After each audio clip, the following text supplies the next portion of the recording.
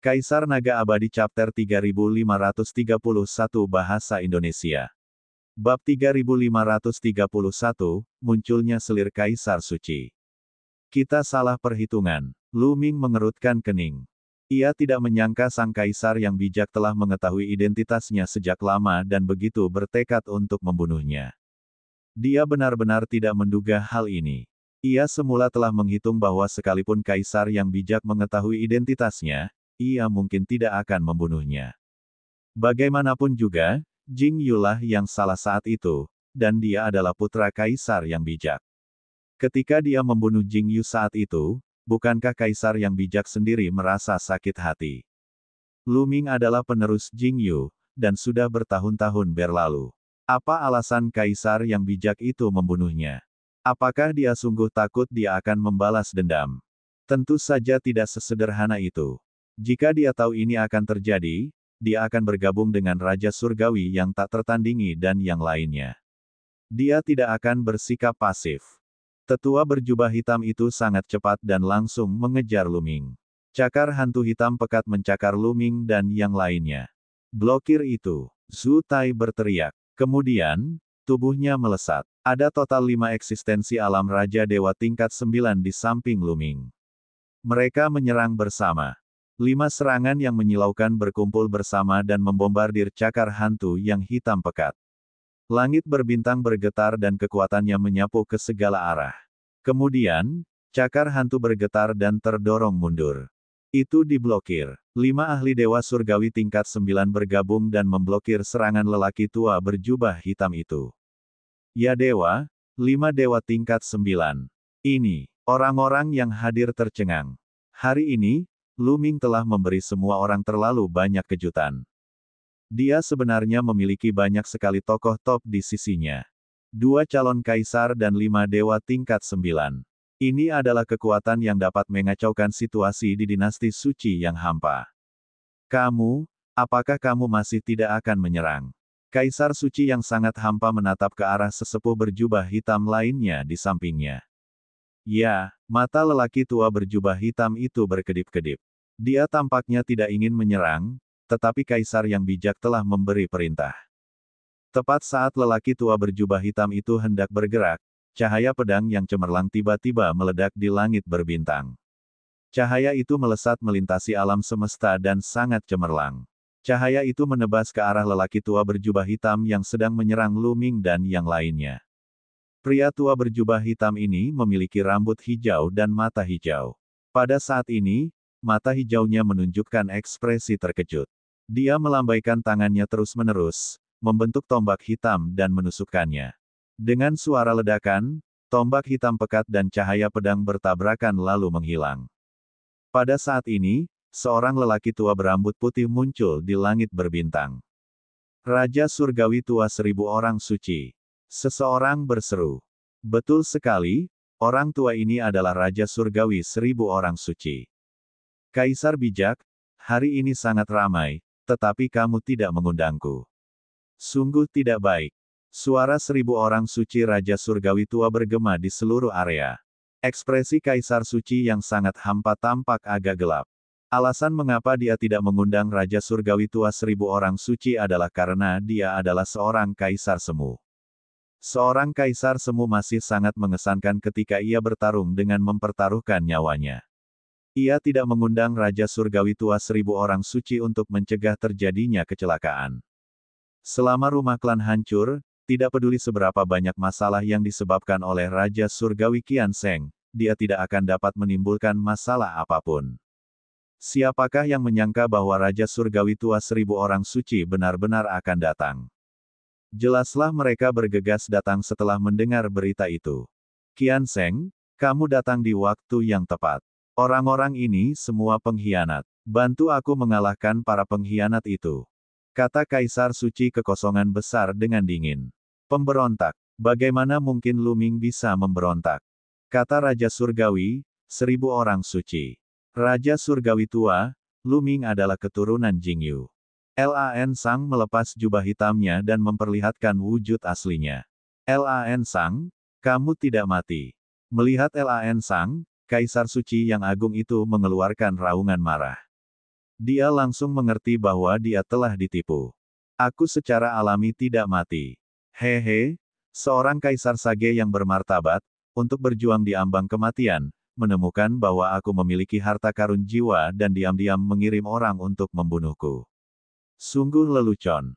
Lan Sang berkata dengan dingin.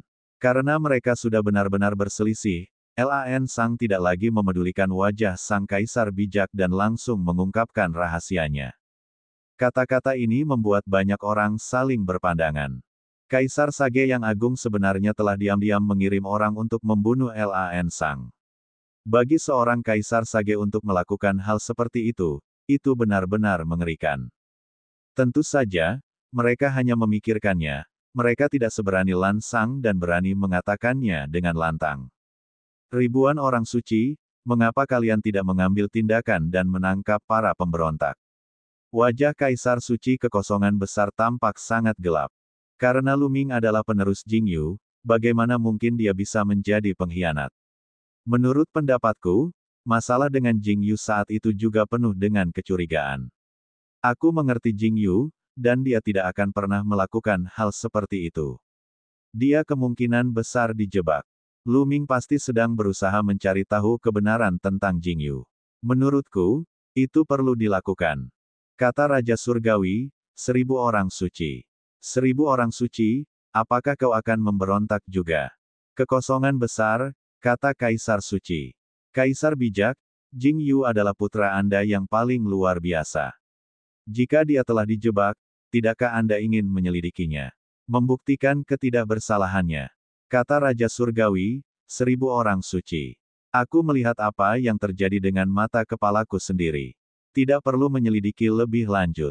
Tousan Science, aku ingin menyelamatkan hidupmu demi persahabatan kita selama bertahun-tahun. Karena kau begitu keras kepala, aku akan membunuhmu juga hari ini.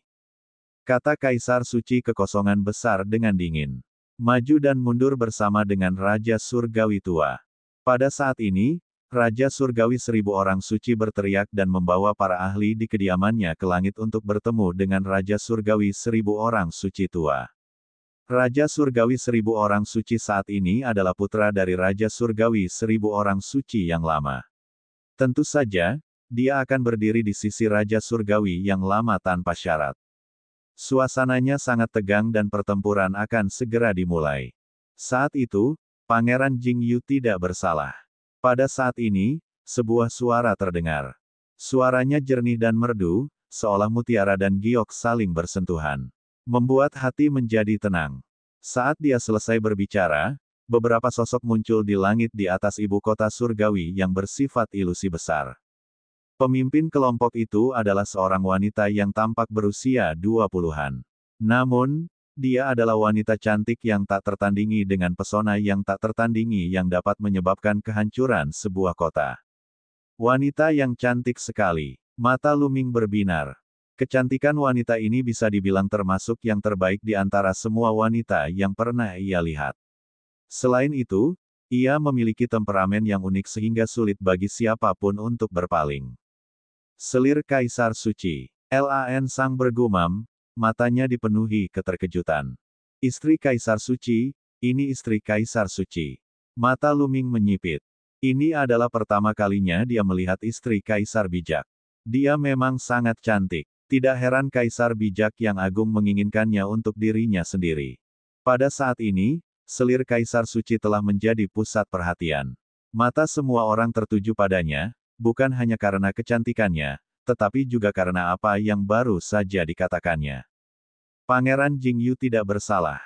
Di dunia saat ini, orang yang dapat mengetahui dengan jelas apa yang telah terjadi saat itu adalah istri kaisar yang bijak, karena dialah orang yang terlibat. Mungkinkah benar-benar ada cerita tersembunyi di balik apa yang terjadi saat itu? Qikue, siapa yang mengizinkanmu keluar? Kembalilah. Wajah Kaisar Suci Kekosongan Besar tampak sangat gelap saat dia berteriak dengan dingin. Sudah bertahun-tahun berlalu. Karena semua orang hadir di sini hari ini, termasuk penerus Jingyu, mari kita perjelas semuanya. Jingyu telah dirugikan selama bertahun-tahun, dan sudah waktunya untuk membersihkan namanya. Kata selir Kaisar Suci. Lu Ming dan Lan Sang saling berpandangan dan melihat keterkejutan serta keraguan di mata masing-masing. Permaisuri Kaisar Suci, Kong Qikue, secara pribadi mengatakan bahwa Jing Yu tidak bersalah.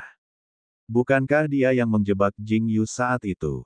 Kaisar Naga Abadi Chapter 3532 Bahasa Indonesia. Bab 3532, Pemberontakan Putra Mahkota. Qikue, apa yang kau katakan? Apa kau gila? Kembalilah, kau mendengarku. Kaisar Suci yang sangat hampa itu berteriak dingin. Suaranya dipenuhi dengan niat membunuh. Kau masih ingin mengancamku sekarang. Namun, aku sudah melakukan persiapan selama bertahun-tahun. Aku sudah memindahkan keluargaku ke tempat yang aman. Trikmu tidak lagi berguna bagiku. Selir Kaisar Suci berkata, seolah-olah dia telah memikirkan sesuatu, matanya menjadi dingin. Begitu kata-kata ini keluar, hati banyak orang bergetar dan imajinasi mereka menjadi liar. Apa maksud selir Kaisar yang bijak itu? Mungkinkah Kaisar yang bijak telah menggunakan keluarga istri Kaisar yang bijak untuk mengancamnya? Apakah dia membuatnya melakukan sesuatu yang tidak ingin dia lakukan? Ada banyak rahasia yang tersembunyi di dalamnya. Kurasa kalian benar-benar sudah gila. Ayo, bawa kembali selir Kaisar Suci. Kaisar Suci yang sangat hampa itu berteriak dingin. Di kedalaman matanya, ada niat membunuh yang tak berujung. Jingsu, mulai sekarang, aku bukan lagi di bawah kendalimu. Mulai sekarang, aku bukan lagi selir Kaisar Suci, aku Kong Qikue. Suara Kong Qikue menggema saat kekuatan sucinya menyebar. Ruang di antara alisnya menyala, dan sebuah cincin baja emas muncul. Cincin itu dipenuhi dengan cahaya yang cemerlang. Dan EBSP, 3 orang lainnya di samping istri Kaisar Suci adalah 2 orang wanita tua dan 1 orang wanita setengah baya. Mereka semua memancarkan cahaya yang menyilaukan dan memancarkan kekuatan surgawi. Dewa tingkat ke-9. Selir Kaisar Suci dan 3 orang yang dibawanya ternyata semuanya berada pada tingkat kultivasi Dewa Surgawi tingkat 9. Tidak seorang pun terkejut. Kong Qikue juga seorang jenius yang tak tertandingi saat itu. Meskipun dia tidak sehebat Jing Yu, bakatnya hampir tak tertandingi di antara teman-temannya. Tidak mengherankan bahwa dia telah berkultivasi hingga tingkat ke-9 dari alam Dewa Surgawi. Namun, Lu Ming dan Lan Sang masih sangat terkejut. Itu dia, Lu Ming dan Lan Sang tidak dapat menahan diri untuk berseru pelan. Lu Ming dan Lan Sang mengenali Kong Qikue saat dia menggunakan cincin berlian itu. Kala itu, Kaisar Suci Kekosongan Besar menipu Lu Ming untuk menemukan orang tuanya. Kemudian, Lu Ming dan Lan Sang dikepung, dan 2 kelompok orang menyelamatkan mereka. Lan Sang berspekulasi bahwa salah satu kelompok seharusnya dikirim oleh Putra Mahkota. Di sisi lain, ada seorang wanita misterius yang menggunakan cincin berlian. Lan Sang dan Lu Ming tidak dapat menebak siapa orang itu. Sekarang setelah mereka melihatnya, mereka mengerti bahwa orang yang telah menyelamatkan mereka saat itu adalah Kong Qikue. Sebagai selir Kaisar bijak, wajar saja jika Kong Qikue mengetahui tentang rencana Kaisar bijak yang sangat rahasia. Dalam hal ini, sebelum mereka memasuki ibu kota Dewa Ilusi yang agung, seseorang telah memperingatkan Lu Ming dan yang lainnya bahwa kali ini, itu berbahaya. Pasti permaisuri bijak yang telah mengirim mereka. Serang. Kalau melawan, bunuh tanpa ampun. Kekosongan besar Kaisar Suci meraung dan wajahnya berubah. Lindungi selir Kaisar Suci. Lu Ming berteriak keras. Dia berkumpul dengan beruang raksasa dan Etian dan bergegas menuju Kong Qikue. Tidak boleh terjadi apa-apa pada Kong Qikue. Hari ini, kebenaran masalah Jing Yu akan terungkap. Serang. Serang bersama. Sang Kaisar Suci yang agung meraung pada para pengawal di belakangnya. Ya, di samping Kaisar Suci yang hampa, sesepuh berjubah hitam menerima perintah tersebut. Sesepuh berjubah hitam ini botak. Pada saat ini, seluruh kekuatan suci dalam tubuhnya meletus. Semua orang mengira dia akan menyerbu ke langit dan menyerang Kong Qikue. Tetapi adegan berikutnya mengejutkan semua orang. Aduh! Tetua botak berjubah hitam itu menembakkan seberkas cahaya pedang yang menyilaukan dari tangannya dan menusuk ke arah jantung Kaisar Suci yang hampa. Kaisar suci yang sangat hampa tidak pernah menyangka bahwa tetua berjubah hitam dan botak itu akan menyerangnya. Sudah terlambat baginya untuk bertahan. Aduh! Cahaya pedang itu menembus kekosongan hati Kaisar Suci dari belakang, menembus jantungnya dan menembus dadanya. Pada saat yang sama, aura pedang yang mengerikan meledak dan langsung menghancurkan kekosongan hati Kaisar Suci. Aura itu kemudian menyebar ke segala arah. Mengaum. Kaisar suci yang sangat hampa itu mengeluarkan raungan seperti binatang buas dan kekuatan yang mengerikan meledak. Seolah-olah matahari telah meledak dan berubah menjadi gelombang energi yang bergulung-gulung yang menyerbu ke arah tetua berjubah hitam dan botak itu. Kaisar suci kekosongan besar sudah setengah langkah memasuki alam Kaisar Surgawi. Sekarang setelah dia mengerahkan seluruh kemampuannya, kekuatan tempurnya menjadi sangat kuat. Namun, lelaki tua botak berjubah hitam itu juga seorang kaisar semu dan kecepatannya mencengangkan. Tubuhnya berkelebat dan dia menghindari serangan kaisar suci yang sangat hampa. Kemudian, dia mendarat di samping putra mahkota. Akan tetapi, beberapa orang di sekitar kaisar suci yang sangat hampa tidak seberuntung itu. Siapapun yang berada di bawah dewa-dewa tingkat 8 bahkan tidak mengeluarkan teriakan yang mengerikan dan langsung berubah menjadi abu. Beberapa pengawal dewa-dewa tingkat 8 dan 9 batuk darah dan mundur, menderita luka parah. Dalam waktu singkat, ratusan orang telah meninggal, termasuk beberapa selir, putri, dan pangeran. Semua orang di tempat kejadian tercengang. Ini termasuk Luming, Lan Sang, Kong Qikue, dan lainnya. Adegan ini melampaui harapan semua orang. Tetua botak berjubah hitam itu benar-benar menyerang dan melancarkan serangan diam-diam ke arah Kaisar Suci Kekosongan Besar, melukai Kaisar Suci Kekosongan Besar dengan parah dalam satu gerakan. Ah! Kaisar Suci yang sangat hampa itu melolong. Rambutnya acak-acakan dan dia batuk darah.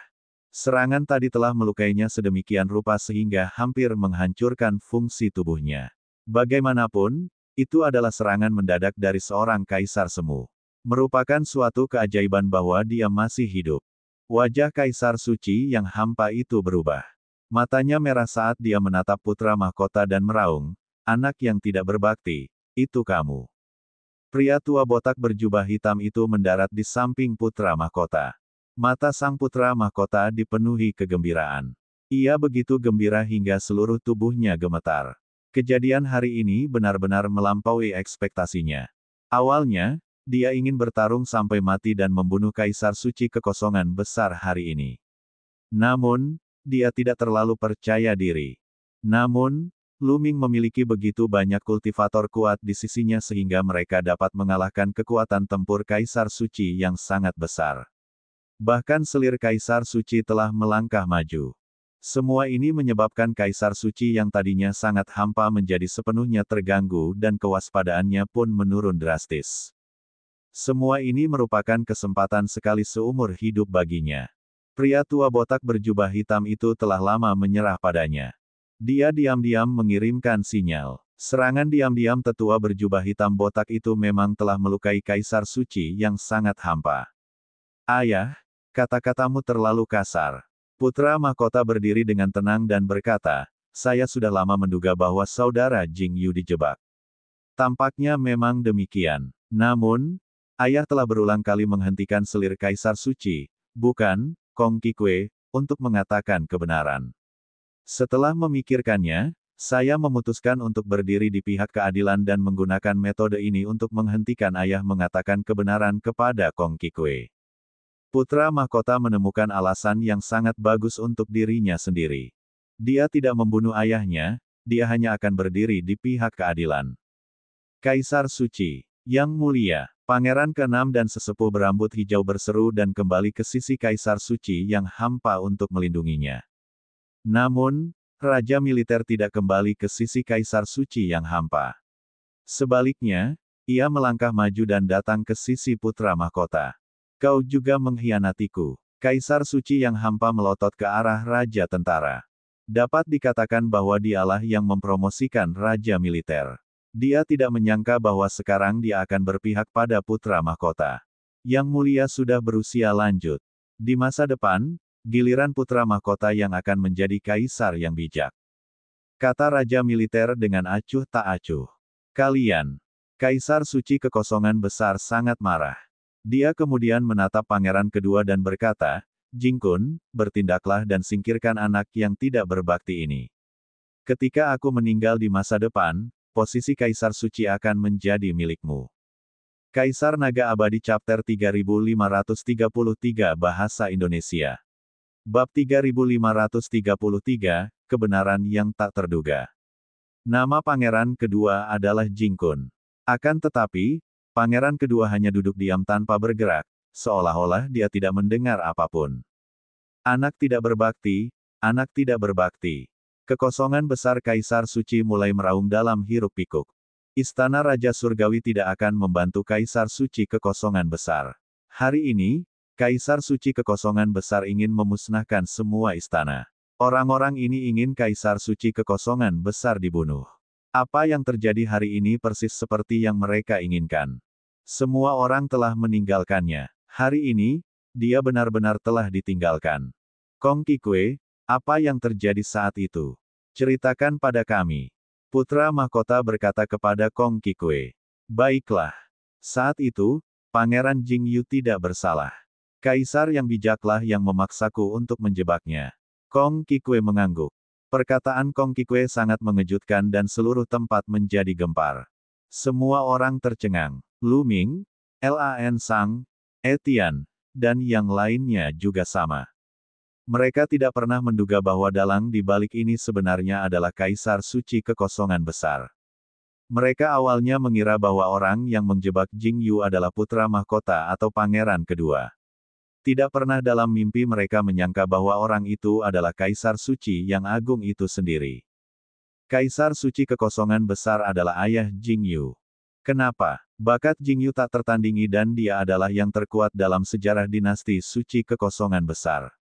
Dia hampir 100% yakin untuk menerobos ke alam Kaisar Surgawi dan memimpin dinasti Suci Kekosongan Besar ke tingkat yang lebih tinggi. Kenapa dia ingin membunuh Jingyu? Raja Surgawi tua 1000 orang suci bertanya, hatinya dipenuhi dengan pertanyaan. Ini juga merupakan pertanyaan di benak setiap orang. Dia bukan hanya putranya sendiri, bakatnya juga tak tertandingi. Mengapa Kaisar Suci yang agung ingin membunuh Jingyu? Karena bakat Jingyu terlalu kuat, Jingsu membunuhnya. Jingsu adalah orang yang egois dan berpikiran sempit. Kata Kong Qikue, matanya dipenuhi kebencian. Diamlah demi Kaisar ini. Kekosongan besar Kaisar Suci meraung marah. Karena kamu berani melakukannya, mengapa kamu tidak berani membiarkanku mengatakannya? Kong Qikue tertawa dingin dan melanjutkan, Jingsu. Dia iri dengan bakat Jingyu. Sejak Jingyu melangkah ke ranah Kaisar Semu, dia semakin iri. Dia juga takut Jingyu telah melangkah ke ranah Kaisar Surgawi. Saat Jingyu melangkah ke alam Kaisar Surgawi, dia akan menjadi raja yang tidak dinobatkan dari dinasti Suci Kekosongan Besar, nomor 1 yang sebenarnya. Jingsu takut posisinya akan terancam, jadi dia ingin menyingkirkan Jingyu. Namun, pada saat itu, kekuatan tempur Jingyu sudah tak tertandingi di dinasti Suci Kekosongan Besar. Bahkan Jingsu bukanlah tandingannya. Membunuh Jingyu lebih mudah diucapkan daripada dilakukan. Oleh karena itu, dia menggunakan aku, orang tuaku, saudara-saudariku, dan semua kerabatku untuk mengancamku. Jika aku tidak bekerja sama dengannya, dia akan membunuh semua kerabatku. Aku tidak punya pilihan selain bekerja sama dengannya untuk menjebak Jingyu. Aku bahkan meracuni anggur Jingyu, dan pada saat kritis, Jingsu datang dengan sengaja. Di tengah kebingungan Jingyu, dia memukul dan melukai Jingyu dengan parah. Kau tahu apa yang terjadi setelah itu? Saat kata-kata Kong Qikue diucapkan, suasana berubah menjadi sunyi senyap. Tidak seorang pun yang menduga bahwa kebenaran pada waktu itu akan seperti ini.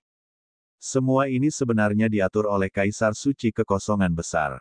Dia bahkan ingin membunuh putranya sendiri, yang merupakan orang yang paling banyak menyerang. Dia benar-benar egois sampai ke titik ekstrim. Sebenarnya seperti ini, hahaha. Lan Sang tertawa, namun matanya dipenuhi air mata. Masalah Jingyu selalu menjadi iblis di hati Lan Sang. Karena itu, kultivasinya menjadi lumpuh dan dia hampir menjadi lumpuh. Dia selalu ingin mengetahui kebenaran, tetapi kebenaran itu berada di luar dugaannya. Ternyata ada orang seperti itu di dunia ini. Lu Ming bergumam, merasa kasihan pada Jingyu. Jingyu akan mati di tangan ayahnya dan kekasihnya. Namun, Lu Ming tidak meragukan bahwa memang ada orang yang egois seperti itu di dunia ini. Kepada Kaisar Suci yang sangat hampa, dia tidak peduli dengan kejayaan dinasti Suci yang sangat hampa. Bahkan jika Jingyu berhasil mencapai tingkat Kaisar Dewa dan memimpin dinasti Suci kekosongan besar menuju kejayaan, apa hubungannya dengan dia? Dia bukanlah orang yang memimpin dinasti Suci menuju kejayaan. Yang dia inginkan adalah kejayaannya sendiri. Apapun yang melampauinya atau mengancam posisinya harus mati. Ada alasan lain mengapa dia membunuh Jingyu, dan itu karena aku. Kong Qikue terus berbicara, namun, matanya sudah dipenuhi kesedihan. Saat itu, Jingyu dan aku benar-benar saling mencintai. Namun suatu hari, Jingsu melihatku dan ingin memilikiku. Aku menolak untuk menyerah apapun yang terjadi. Dia kemudian menangkap keluargaku dan mengancamku dengan mereka. Pada akhirnya, aku hanya bisa setuju. Kong Qikue, apa? Tercela. Lan Sang meraung. Semua orang juga sampai pada suatu kesadaran. Saat itu, semua orang sangat bingung mengapa Kong Qikue tiba-tiba menikahi Kaisar Sage Void Agung dan menjadi istri Kaisar Sage. Saat itu, banyak orang bahkan mengatakan bahwa itu karena Kong Qikue sombong. Jadi Kaisar Suci kekosongan besarlah yang telah menangkap keluarga Kong Qikue dan mengancamnya. Pertama, dia mengancam Kong Qikue dan memaksanya menikah dengannya. Kemudian, dia mengancamnya dan memaksanya menjebak Jingyu. Tercela. Dia benar-benar tercela. Lu Ming belum pernah melihat orang yang begitu tercela. Selama Jingyu masih hidup, dunia akan selalu memikirkan hubunganku dengannya. Mereka akan selalu berpikir bahwa akulah yang telah mencuri wanita milik putranya.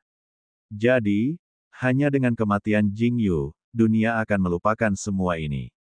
Ini adalah salah satu alasan mengapa dia ingin membunuh Jingyu. Selama ini, aku diam-diam memindahkan keluargaku. Aku mencari kesempatan untuk mengungkapkan kebenaran kepada publik dan membuktikan ketidakbersalahan Jingyu. Kong Qikue melanjutkan, teknik yang mengejutkan, teknik yang mengejutkan. Aku tidak menyangka kau akan menjadi orang seperti itu. Raja Langit Tua 1000 orang suci menggelengkan kepalanya dan mendesah. Dia benar-benar merasa kasihan pada Jingyu. Saat itu, Jingyu adalah orang yang paling dia hargai. Dia tidak pernah menyangka Jingyu akan berakhir seperti ini. Ayah, apa yang telah kau lakukan sungguh mengecewakan. Jika saudara Jingyu masih hidup, dinasti suci yang agung dan hampa bisa menjadi lebih agung lagi. Aku tidak menyangka bahwa kau akan menjebak dan membunuh kami. Meskipun kau adalah ayahku, hari ini, aku akan mencari keadilan untuk saudara Jingyu. Pada saat ini, Putra Mahkota berdiri dan berteriak. Banyak orang memandangnya dengan jijik. Perkataan Putra Mahkota sungguh tidak tahu malu. Saat itu, Putra Mahkota adalah salah satu orang yang paling menginginkan kematian Jingyu. Jika Jingyu tidak mati, posisinya sebagai Putra Mahkota akan terancam. Banyak orang mengira Jingyu telah dijebak oleh Putra Mahkota, tetapi mereka tidak dapat memberikan bukti apapun. Dan sekarang, dia mengatakan bahwa dia ingin mencari keadilan untuk Jingyu. Dia hanya mencari alasan atas kematian ayahnya. Hahaha, apa kau benar-benar berpikir kau bisa membunuhku hari ini? Ini adalah istana kekaisaran, wilayahku. Aku baru saja mengirimkan berita bahwa Angkatan Darat akan segera tiba. Hari ini, aku akan membunuh kalian semua akan mati. Kekosongan besar Kaisar Suci meraung dengan gila. Dia ingin membunuh semua orang di tempat kejadian. Semua orang yang tahu tentang ini harus mati. Kaisar Naga Abadi Chapter 3534 Bahasa Indonesia. Bab 3534, Bab 3534 Kaisar Bijak Jatuh. Kaisar Suci yang sangat hampa itu sudah benar-benar gila. Dia ingin membunuh semua orang yang hadir. Dia masih punya kartu truf dan sumber daya. Ini karena ini adalah istana kekaisaran, dan ada sekelompok pengawal kekaisaran, yang semuanya adalah ahli. Selain itu, yang disebut fondasi keluarga kekaisaran tidak hanya dua tetua berjubah hitam. Ada banyak lagi kaisar semu. Selama orang-orang ini tiba, dia akan mampu membalikkan keadaan dan membunuh putra mahkota, Lu Ming, dan Kong Qikui. Namun, saat berikutnya, ledakan, raungan mengerikan terdengar dari istana. Cahaya pedang yang terang melesat ke langit. Pada saat yang sama, naga surgawi terlihat menembus awan. Auranya sangat mengerikan. Pada saat yang sama, teriakan perang yang memekakkan telinga dapat terdengar.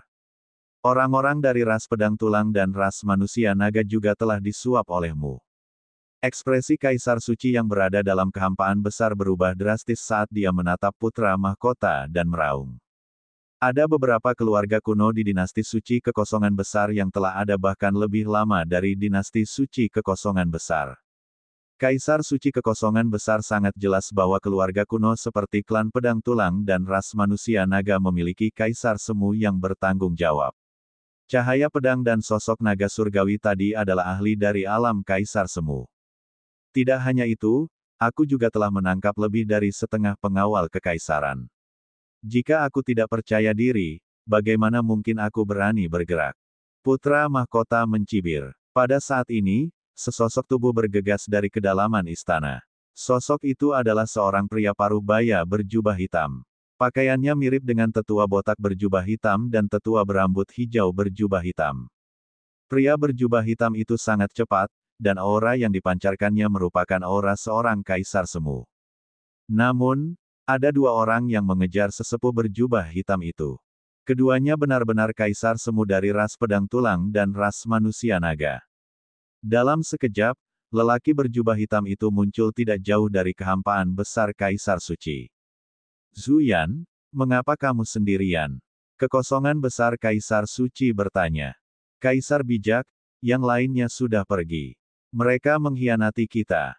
Lelaki berjubah hitam itu meraung saat tiba di sisi sang kaisar bijak. Apa? Ekspresi wajah Kaisar Suci yang berada dalam kehampaan besar berubah drastis dan dia menampakkan ekspresi putus asa. Di belakang mereka, para ahli dari ras pedang tulang dan ras manusia naga telah tiba. Bersama dengan putra mahkota dan yang lainnya, mereka mengepung Kaisar Suci yang berada di kehampaan besar dan yang lainnya. Pak Tua, kamu sudah sangat tua. Kenapa kamu belum mati juga? Kamu masih ingin menggunakan batu kembar untuk menjalani kehidupan yang lain. Teruslah bermimpi. Aku akan mengantarmu pergi hari ini. Serang. Putra mahkota meraung. Ia tidak bisa menunggu lebih lama lagi. Putra mahkota sangat menyadari bahwa, cadangan, keluarga kekaisaran tidak terbatas pada ini. Tidak ada waktu untuk disia-siakan. Ia harus membunuh kaisar yang bijak terlebih dahulu. Di saat berikutnya, sang raja militer, penasehat kekaisaran, sesepuh botak berjubah hitam, para ahli dari ras pedang tulang dan ras manusia naga, totalnya 5 kaisar semu, menggabungkan kekuatan dan menyerbu menuju Kaisar Suci yang hampa luas. Di pihak Kaisar Suci yang sangat hampa, hanya ada 3 kaisar semu, Pangeran ke-6, sesepuh berambut hijau berjubah hitam, dan pria kekar berjubah hitam. Adapun sang kaisar bijak sendiri, dia terluka parah dan hanya memiliki 1/10 dari kekuatannya yang tersisa. Pertarungan antara begitu banyak kaisar semu itu menggemparkan dunia. Meskipun banyak sekali rune muncul di tanah untuk memblokir ki yang mengerikan, seluruh ibu kota Dewa Ilusi yang agung itu masih bergetar hebat seolah-olah akan meledak. Ayo mundur. Di langit berbintang, Lu Ming berbicara. Mereka mundur ke belakang dan menyaksikan dari jauh. Kong Qikui membawa beberapa orang dan mundur jauh. Dia tidak terlalu jauh dari Lu Ming dan yang lainnya. Ledakan. Bahkan panggung ilusi surgawi yang agung pun terkejut. Cahaya surgawi yang mengerikan meledak dan melesat ke kedalaman langit berbintang. Pemandangan itu sangat mengerikan. Pada akhirnya, pihak putra mahkota memiliki keunggulan mutlak. Mereka memiliki 5 kaisar semu, sedangkan pihak Kaisar Suci yang hampa hanya memiliki 3. Setelah bertukar lebih dari selusin gerakan, tubuh Nam Wangye dan 2 lainnya bergetar hebat, dan mereka terpaksa mundur. Kaisar Suci yang sangat hampa itu melolong dan meledak dengan sisa kekuatannya. Kekuatan suci di tubuhnya terbakar seperti api. Setelah bertukar pukulan dengan penasihat kekaisaran, dia masih terluka parah. Dia mundur dan memuntahkan seteguk darah. Luka-lukanya semakin parah. Pada saat ini, Wang Ye ke-6 dan lelaki tua berambut hijau saling memandang dan mengangguk tanpa suara. Kemudian, mereka tiba-tiba mundur dan bergegas ke langit berbintang. Mereka sebenarnya telah melarikan diri tanpa bertarung. Pengkhianat. Kekosongan besar Kaisar Suci melolong putus asa. Mata putra mahkota dan yang lainnya berkedip, tetapi mereka tidak mengejar. Membunuh kaisar yang bijak adalah prioritas utama mereka. Pak Tua, kamu telah ditinggalkan oleh teman-teman dan keluargamu. Bersiaplah untuk mati, hahaha. Putra mahkota tertawa terbahak-bahak saat penasihat kekaisaran dan yang lainnya menyerbu menuju kekosongan besar Kaisar Suci. Saat sang putra mahkota dan yang lainnya bertarung melawan kaisar yang bijak dan yang lainnya, orang-orang dari kediaman Raja Surgawi dan kediaman Markis telah mengambil kesempatan untuk mundur dan menghilang dari ibu kota suci yang penuh ilusi itu. Terlalu berbahaya untuk tetap tinggal. Tidak peduli apakah putra mahkota atau penasihat kekaisaran menang, siapa yang tahu apakah mereka akan menjadi sasaran. Jika mereka tidak pergi sekarang, kapan lagi mereka akan pergi? Yang mulia, saya akan maju dan mundur bersama Anda. Pria berjubah hitam itu sangat setia saat berdiri di hadapan kaisar yang bijak. Namun, dia hanyalah satu orang. Hasilnya sudah diputuskan. Ledakan. Dia terkena pukulan penasihat kekaisaran, dan sebuah lubang besar meledak di dadanya. Kemudian, tombak raja militer menembus kekosongan dan menusuk jantungnya. Detik berikutnya, pedang tulang milik ahli klan pedang tulang melesat di udara dan memenggal kepala orang ini. Seorang kaisar semu telah jatuh. Hanya kekosongan besar Kaisar Suci yang tersisa. Dasar, kau telah melakukan pengkhianatan. Kau akan mati dengan cara yang mengerikan. Kekosongan besar Kaisar Suci menatap putra mahkota dengan gila. Kaulah yang akan mati dengan cara yang mengerikan, orang tua. Kau sudah hidup selama 10 tahun bintang, apalagi yang kau inginkan? Tidak bisakah kau menunggu kematianmu saja? Apakah aku harus mengambil langkah ini? Kau memaksaku untuk melakukan ini. Wajah sang putra mahkota tampak ganas, dan niat membunuhnya sedingin pisau. Membunuh. Pada akhirnya, putra mahkota mengeluarkan perintah. Penasihat kekaisaran dan yang lainnya melangkah maju dan menyerang kaisar yang bijak dengan 5 serangan. Dengan serangan 5 kaisar semu, bahkan jika Kaisar Suci kekosongan besar berada di puncaknya, dia tetap akan mati, apalagi sekarang. Raungan yang tidak diinginkan terdengar. Di bawah 5 serangan, Kaisar Suci yang hampa itu berubah menjadi abu. Kaisar yang bijak telah gugur di tangan putranya sendiri. Hahaha. Setelah membunuh Kaisar Suci kekosongan besar, putra mahkota tertawa terbahak-bahak. Mulai sekarang, dinasti suci kekosongan besar adalah miliknya. Tunggu sebentar. Pada saat berikutnya, putra mahkota menjadi tenang dan melihat ke arah tertentu. Karena masih ada orang di sana. Pangeran kedua. Pada saat ini, pangeran kedua masih ada di sana. Dia duduk di sana sambil tersenyum, seolah-olah dia tidak tahu apa yang sedang terjadi. Kakak kedua, kamu benar-benar tidak memanfaatkan kesempatan untuk melarikan diri. Hehe, sepertinya kamu juga ingin mati. Putra mahkota tertawa dingin dan menampakkan ekspresi kegembiraan liar. Awalnya, setelah membunuh Kaisar Suci kekosongan besar, pangeran kedua adalah ancaman terbesarnya. Dia tidak menyangka pangeran kedua masih ada di sini. Terlebih lagi, dia tidak membawa seorang pun ahli bersamanya. Putra mahkota, berhati-hatilah terhadap tipuan apapun. Aku akan mengujinya, kata penasihat kekaisaran. Sosoknya bergerak dan dia bergegas menuju pangeran kedua. Kemudian, dia meraih pangeran kedua. Tanpa ada ketegangan, penasihat kekaisaran mencengkeram leher pangeran kedua, dan pangeran kedua tidak melawan. Tidak, ini bukan pangeran kedua. Ini palsu. Penasihat kekaisaran berteriak. Tiba-tiba, dengan suara ledakan, tubuh pangeran kedua memancarkan cahaya suci yang menusuk dan kemudian meledak. Suatu kekuatan yang mengerikan menghantam penasihat kekaisaran dan memaksanya mundur. Kaisar Naga Abadi Chapter 3535 Bahasa Indonesia. Bab 3535, Bab 3535 Angin kencang dan awan bergelombang. Pangeran kedua tiba-tiba meledak, dan kekuatan mengerikan menyelimuti penasihat kekaisaran. Kekuatan ini sangat mengerikan. Bahkan keberadaan Dewa Surgawi tingkat ke-9 mungkin akan hancur jika mereka tidak berhati-hati. Energi penghancur itu menelan penasihat kekaisaran. Ekspresi penasihat kekaisaran berubah dan dia segera menyiapkan lapisan pertahanan. Penasihat kekaisaran terdorong mundur beberapa ratus meter akibat serangkaian ledakan. Meskipun ia berhasil menangkis serangan itu, ia dalam kondisi yang menyedihkan dan terluka di banyak tempat. Adapun pangeran kedua, dia telah berubah menjadi abu. Sungguh saudara kedua yang baik. Jadi, Sang Abadi tidak datang ke sini sama sekali.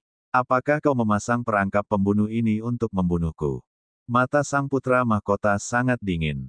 Jelaslah bahwa pangeran kedua sama sekali tidak ada di sini. Pangeran kedua, sebelumnya adalah palsu, boneka, dan kekuatan mengerikan telah ditempatkan di dalam tubuhnya. Jika orang yang baru saja menyerang adalah Putra Mahkota, dia akan berada dalam bahaya. Lu Ming dan yang lainnya melihat segalanya dengan jelas dari jauh. Ayo pergi. Pada saat ini, Lu Ming berbicara dan pergi bersama Etienne, beruang raksasa, Raja Surgawi tua 1000 orang suci, dan yang lainnya.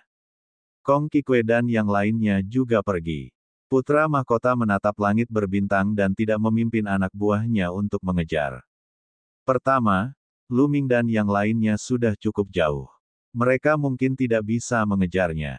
Kedua, bahkan jika mereka berhasil menyusul, Lu Ming dan yang lainnya sangat kuat. Jika mereka melawan dengan sekuat tenaga, mereka tidak dapat menjamin bahwa mereka tidak akan menderita kerugian. Hal terpenting sekarang adalah menstabilkan situasi dan mengendalikan panggung ilusi surgawi yang agung. Selain itu, ketidakhadiran pangeran kedua merupakan masalah besar baginya. Putra Mahkota memimpin anak buahnya masuk ke dalam istana, sementara Lu Ming dan yang lainnya segera meninggalkan ibu kota suci yang luas dan muncul di langit berbintang. Raja Surgawi tua, terima kasih sekali lagi atas bantuanmu. Lu Ming menangkupkan tinjunya dan mengucapkan terima kasih kepada ribuan orang suci Raja Surgawi. Saya baru saja tiba di waktu yang tepat. Saya tidak menyangka hal seperti ini akan terjadi. Raja Surgawi tua 1000 orang suci mendesah. Sepertinya kekosongan besar dinasti suci akan berubah. Dari apa yang dikatakan Putra Mahkota, sepertinya Kaisar Suci menemukan batu kembar dan ingin menjalani kehidupan kedua. Itulah sebabnya Putra Mahkota mengambil kesempatan untuk memberontak. Namun, pangeran kedua tidak ada di sini. Dia telah menyiapkan jebakan. Jelas dia sudah menduganya. Ini sangat rumit, kata Lan Sang. Pangeran kedua mungkin terlihat lembut di permukaan, tetapi sebenarnya dia sangat licik. Aku khawatir semua yang terjadi hari ini ada hubungannya dengan pangeran kedua. Aku khawatir dinasti suci yang agung akan segera kacau. Kata Raja Surgawi 1000 orang suci. Dia kemudian menatap Lu Ming dan bertanya, Lu Ming, apa rencanamu selanjutnya? Ayo kembali ke medan bintang kekacauan surgawi dan tunggu serta lihat. Kata Lu Ming. Awalnya, kasus Jing Yu dapat dianggap telah dibatalkan sepenuhnya. Dengan tidak adanya bukti yang jelas mengenai ketidakbersalahan Jing Yu, dia dapat pergi. Akan tetapi, hingga kini belum ada kabar dari orang tuanya, jadi dia tidak bisa pergi. Dia harus menemukan orang tuanya. Baiklah, kita akan kembali ke kediaman Raja Surgawi 1000 orang suci terlebih dahulu dan mengumpulkan orang-orang kita untuk menghadapi perubahan yang akan datang. Lu Ming, jika ada kebutuhan, kirim seseorang untuk mengirimkan transmisi suara kepada kita kapan saja. Kata Raja Surgawi, 1000 orang suci. Terima kasih, Raja Surgawi tua. Lu Ming mengucapkan terima kasih lagi padanya. Perkataan Raja Surgawi tua itu jelas berarti bahwa dia akan berdiri di pihaknya. Setelah itu, Lu Ming berpisah dari Raja Surgawi tua dari 1000 orang suci dan yang lainnya.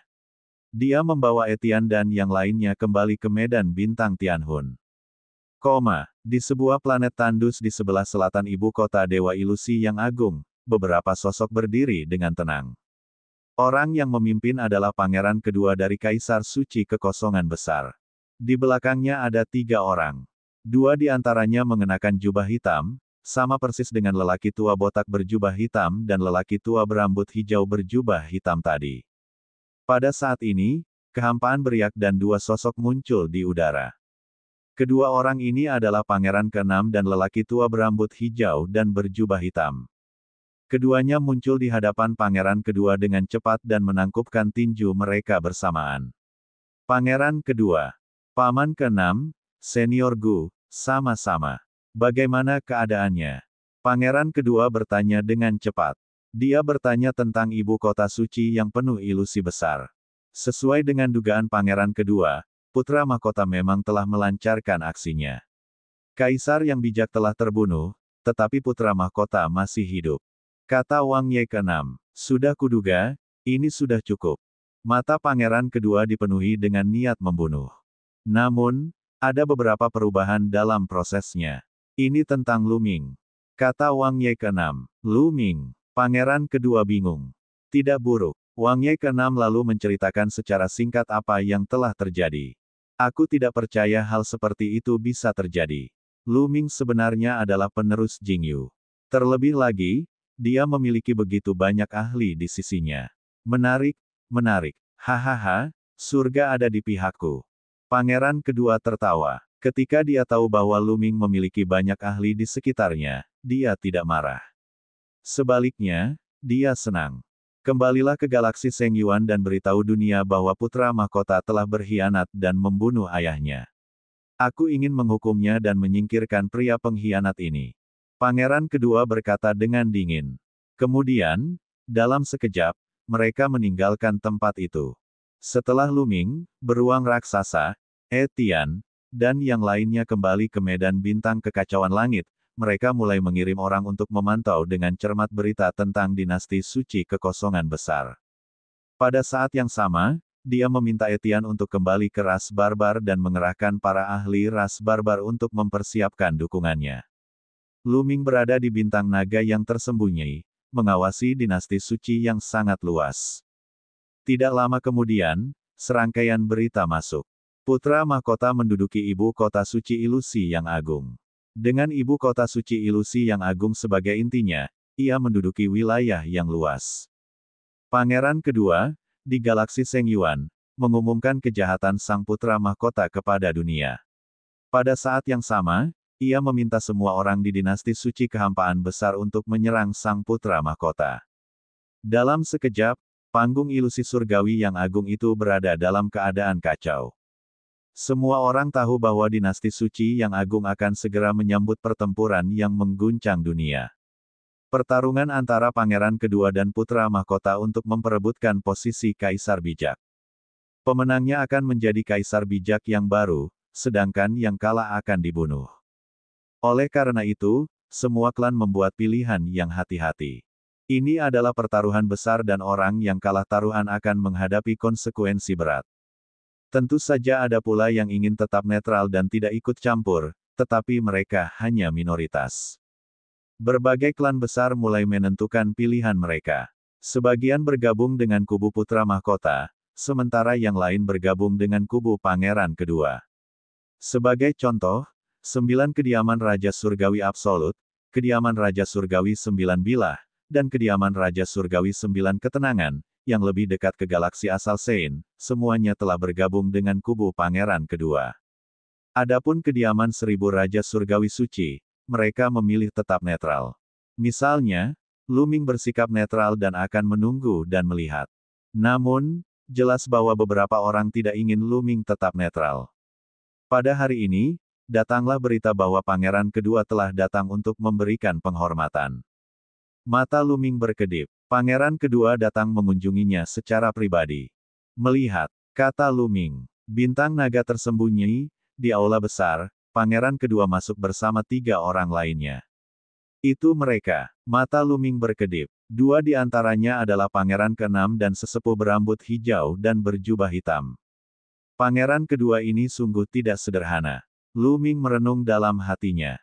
Saat itu, pangeran ke-6 dan lelaki tua berambut hijau itu melarikan diri tanpa perlawanan. Sekarang, tampaknya mereka melakukannya dengan sengaja. Pihak lain sama sekali tidak ingin bertarung dengan serius. Mereka hanya berpura-pura. Mereka mungkin telah bergabung dengan pangeran kedua sejak lama.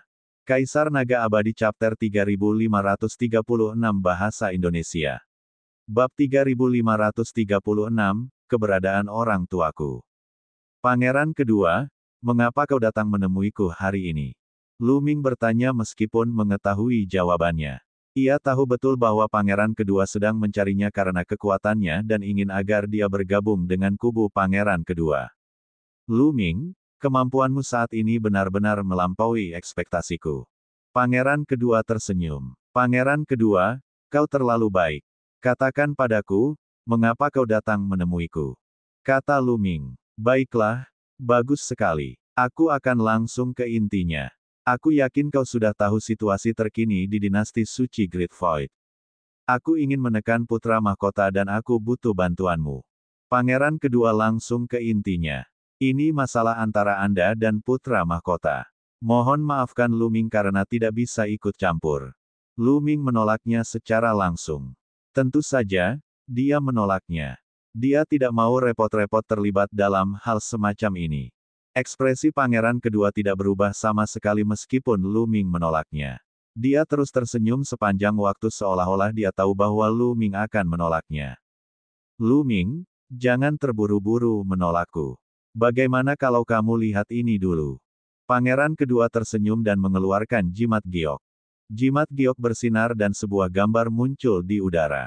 Dalam gambar tersebut, terlihat sebuah halaman. Dua sosok sedang duduk di meja batu di halaman tersebut. Mereka tampak sedang mengobrol tentang sesuatu sambil mengerutkan kening. Hati Lu Ming bergetar hebat karena kedua sosok itu adalah orang tuanya. Itu Lu Yuntian dan Li Ping. Ledakan. Tubuh Lu Ming memancarkan aura kekerasan dan niat membunuh yang mengejutkan. Di samping, beruang raksasa dan yang lainnya juga memancarkan aura yang mengejutkan. Jadi kaulah yang menipu orang tuaku. Lu Ming berkata dengan dingin. Dia menatap pangeran kedua dengan tatapan dingin. Bohong. Aku hanya mengundang kedua tetua ke rumahku sebagai tamu. Kau lihat, mereka hidup dengan sangat baik. Aku tidak memperlakukan mereka dengan buruk. Wajah pangeran kedua tenang dan dia tidak takut sama sekali. Meskipun dia tahu bahwa kekuatan Lu Ming saat ini sangat mengejutkan, dia sama sekali tidak takut. Bukan hanya karena dia memiliki 3 kaisar semu bersamanya, tetapi juga karena orang tua Lu Ming ada di tangannya. Lu Ming tidak berani menyentuhnya. Tentu saja, yang tidak diketahui pangeran kedua adalah bahwa hanya ada satu calon kaisar selain Lu Ming. Jika orang tuaku kehilangan sehelai rambut pun, aku tidak akan membiarkanmu pergi. Suara Lu Ming sangat dingin. Dia benar-benar tidak menyangka bahwa pangeran kedua yang telah menipu orang tuanya.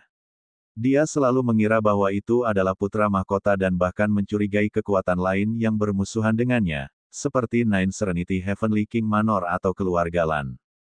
Dia tidak pernah menduga bahwa itu adalah pangeran kedua. Pangeran kedua telah berbicara mewakilinya beberapa kali sebelumnya.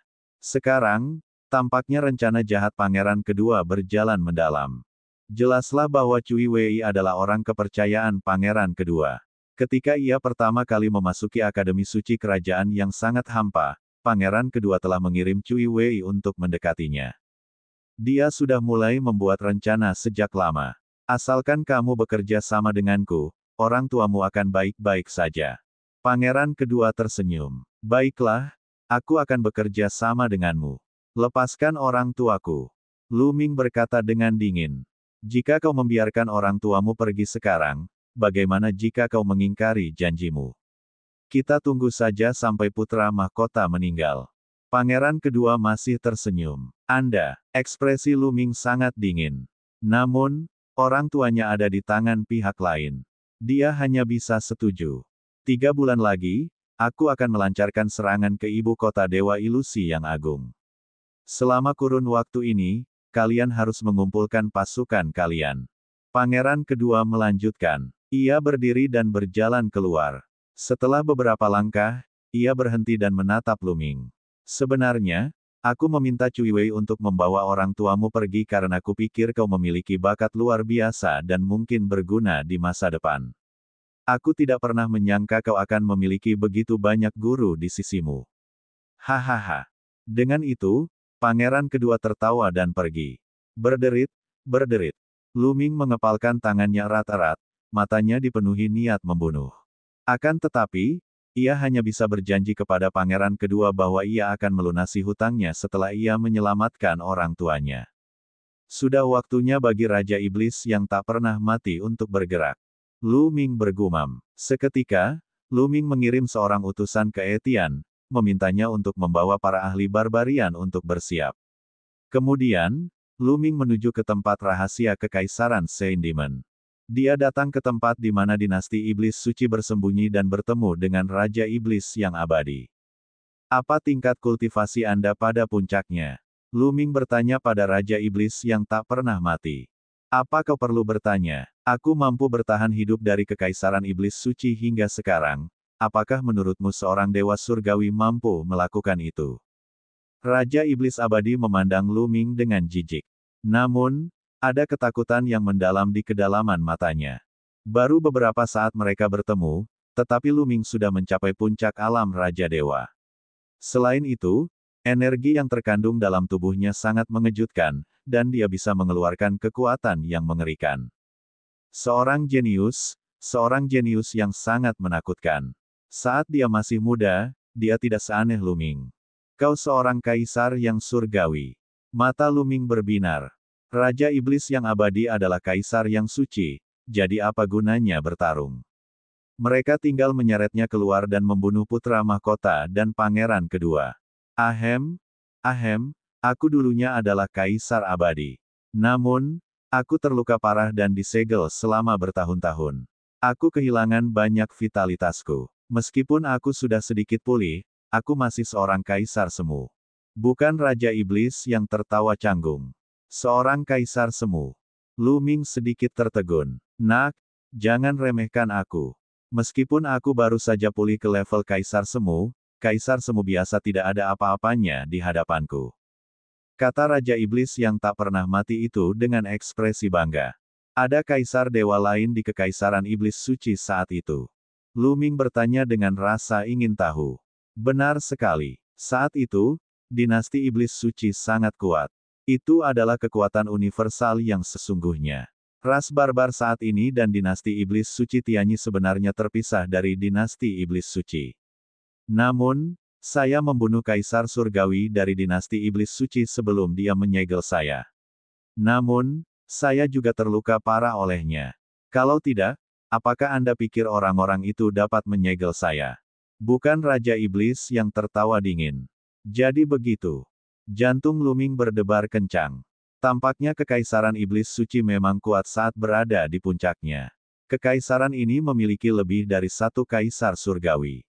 Ras barbar, dinasti suci Tianyi, dan dinasti suci kekosongan besar semuanya milik Kekaisaran Iblis Suci. Setelah mengobrol sebentar lagi, Lu Ming meminta Raja Iblis yang tak pernah mati itu untuk mengumpulkan semua ahli dari dinasti Iblis Suci dan pergi bersamanya. Setan tulang telah menyiapkan formasi anti-setan pada Raja Iblis yang tidak bisa mati, jadi meskipun dia adalah kaisar dewa, itu tidak berguna. Dia hanya bisa patuh. Hal ini membuat Lu Ming semakin penasaran tentang asal-usul iblis tulang. Menurut Bone Demon, Jing Yu telah menemukan seni simbol, pertempuran, dan kitab Dao universal di reruntuhan kuno.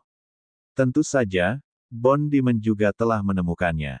Namun, ketika Lu Ming bertanya tentang asal-usul iblis tulang itu tutup mulut, mengatakan bahwa tingkat kultivasi Lu Ming terlalu rendah dan lebih baik tidak mengetahuinya. Namun, iblis tulang itu memiliki banyak trik tersembunyi. Lu Ming sangat penasaran dan berspekulasi bahwa asal-usul iblis tulang itu pasti sangat mengejutkan. Tidak lama kemudian, Raja Iblis yang tak pernah mati itu mengumpulkan semua ahli Kekaisaran Iblis Suci. Bahkan banyak monster tua yang menyendiri pun dikumpulkan olehnya. Yang mengejutkan Lu Ming, selain Raja Iblis yang tidak pernah mati, ada dua kaisar semu lain di dinasti Iblis Suci. Tidak heran Kekaisaran Iblis Suci berani mencari masalah dengan dinasti suci yang sangat hampa. Mereka tidak lemah. Kaisar Naga Abadi Chapter 3537 Bahasa Indonesia. Bab 3537, Membuka Segel Gunung Dunia Bawah. Semakin kuat kekaisaran suci iblis, semakin bahagia Lu Ming. Bagaimanapun, jika dia mengendalikan Raja Iblis yang tidak bisa mati, itu sama saja dengan mengendalikan kekaisaran iblis suci. Jika orang-orang kekaisaran iblis suci mematuhi Raja Iblis yang tidak bisa mati, itu sama saja dengan mematuhi Lu Ming. Meskipun orang-orang di kekaisaran suci iblis penasaran mengapa Raja Iblis yang abadi mau mendengarkan Lu Ming, mereka tidak berani bertanya. Kali ini, kita akan keluar dan bertarung. Setelah kita menang, aku akan menyiapkan wilayah untuk kekaisaran iblis suci. Kau tidak perlu bersembunyi di sini lagi. Ini adalah janji Lu Ming kepada kekaisaran suci iblis. Hal ini menyebabkan orang-orang di kekaisaran suci iblis memperlihatkan ekspresi penuh harap. 2 bulan telah berlalu sejak Lu Ming membawa orang-orang dari kekaisaran suci iblis ke bintang naga yang tersembunyi. Etienne telah mengirimkan berita bahwa pasukan barbar telah berangkat melalui lubang cacing. Mereka akan bergegas menuju dinasti suci yang sangat hampa dengan kecepatan tercepat. Pada saat itu, seorang tamu tak diundang datang mengunjungi Lu Ming. Dia adalah selir kaisar yang bijak, Kong Qikui. Lu Ming tidak menyalahkan selir kaisar suci. Dia hanya merasa kasihan padanya. Meskipun Jing Yu telah mati secara tidak langsung di tangan selir kaisar yang bijak, Kong Qikui telah menjadi korban sejak awal. Senior Kong, mengapa kamu mencariku? Kata Lu Ming. Kong Qikui adalah generasi Jing Yu. Lu Ming harus memanggilnya senior. Lu Ming, apa yang akan kamu lakukan dengan situasi saat ini? Jika kamu membutuhkan bantuanku, aku pasti akan melakukan yang terbaik. Kong Qikui bertanya. Terima kasih, Senior Kong, tapi aku sudah setuju untuk bergabung dengan pangeran kedua. Lu Ming berkata, tidak menyembunyikan apapun. Bergabung dengan pangeran kedua. Ekspresi Kong Qikui berubah. Pangeran kedua adalah orang yang sangat perhitungan. Dia telah bertahan selama bertahun-tahun. Jika kamu bergabung dengannya dan mengalahkan putra mahkota, aku khawatir dia tidak akan membiarkanmu pergi setelah ini. Aku tidak punya pilihan lain. Orang tuaku ada di tangannya. Lu Ming menggelengkan kepalanya dan mendesah. Orang tuamu ada di tangan pangeran kedua. Kong Qikui mengerutkan kening dan bergumam pada dirinya sendiri sejenak sebelum berkata, aku mungkin bisa membantumu menyelamatkan orang tuamu. Apa, benarkah? Lu Ming berseru, matanya berbinar. Bukan tanpa alasan aku menjadi selir kaisar yang bijak selama bertahun-tahun ini. Aku tidak hanya diam-diam memindahkan keluargaku, tetapi aku juga menempatkan orang-orangku di sekitar kaisar yang bijak, putra mahkota, dan pangeran kedua. Aku dapat mengirim mereka kapan saja. Fokus pangeran kedua adalah pada putra mahkota. Saat perang dimulai, semua ahli akan dipindahkan. Dengan begitu, anak buahku akan dapat menyelamatkan orang tuamu.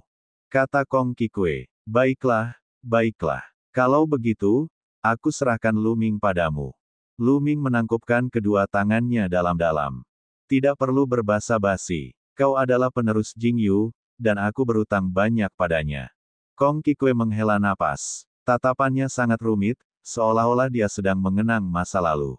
Setelah beberapa saat, Kong Qikui berkata, aku akan kembali dan mengatur semuanya.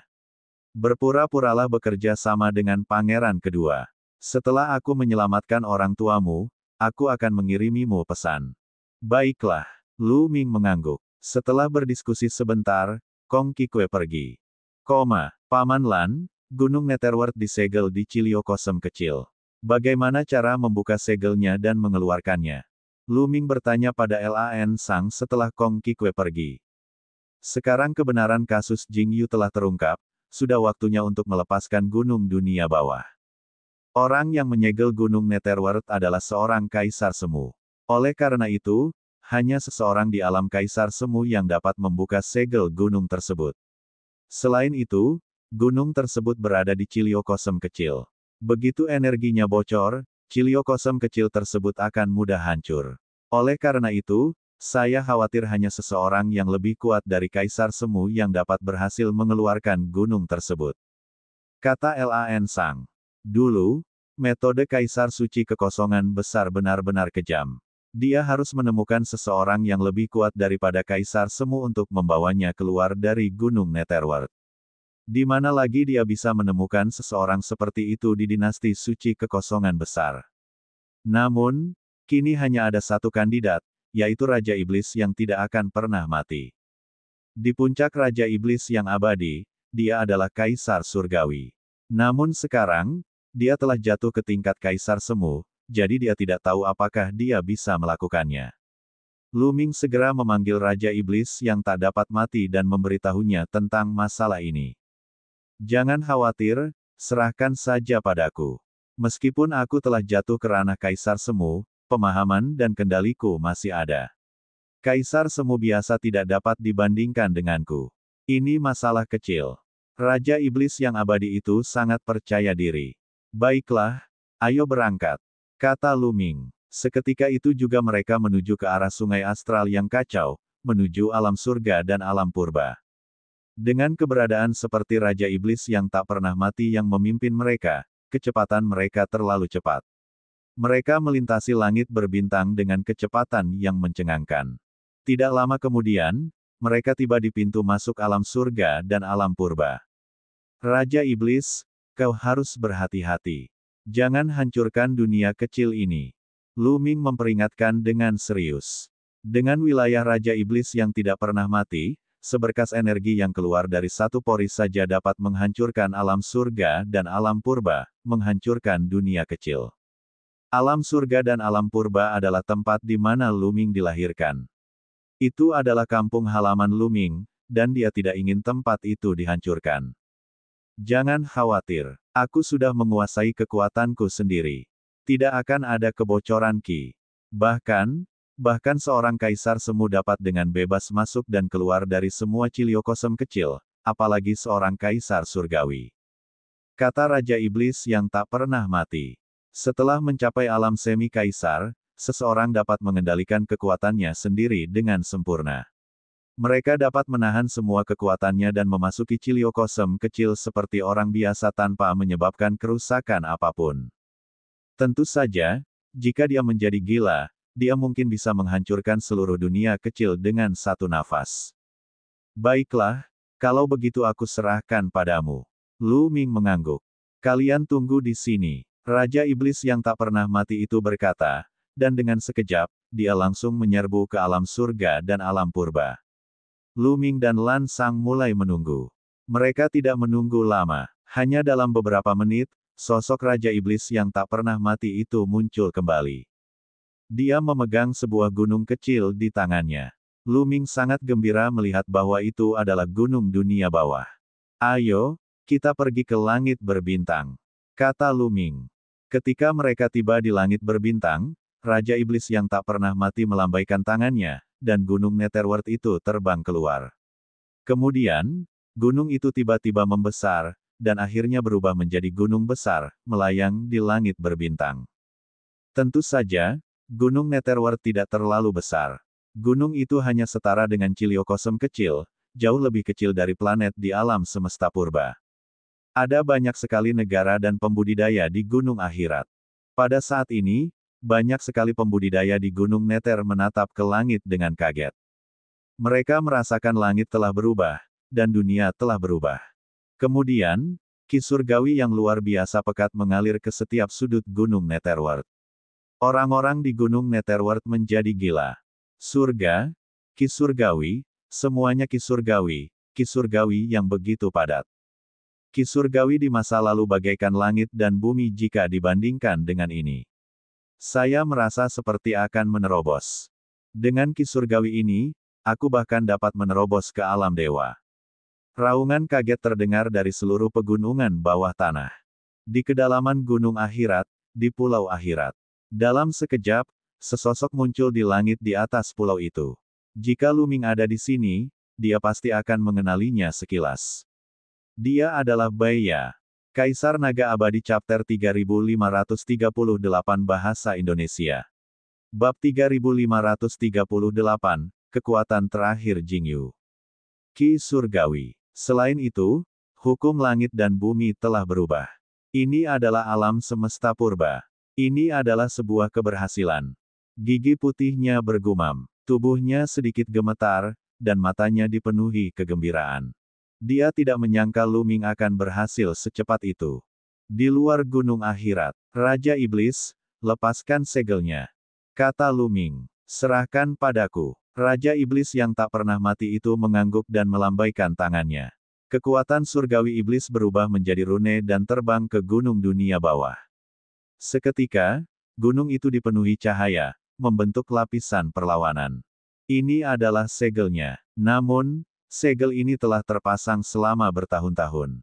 Ditambah dengan serangan Raja Iblis yang tak pernah mati, segel itu tidak bertahan lama sebelum akhirnya rusak. Ledakan, ledakan, ledakan. Saat segel itu rusak, aura mengerikan meledak dari kedalaman gunung bawah tanah. Aura yang kuat melesat ke angkasa dan ke angkasa berbintang yang luas. Ini adalah Dewa tingkat 9, Dewa tingkat 8. Lu Ming terkejut. Dengan penglihatannya saat ini, dia secara alami dapat merasakan wilayah spesifik aura tersebut. 1 dewa tingkat ke-9, 3 dewa tingkat ke-8, dan 6 dewa tingkat ke-7.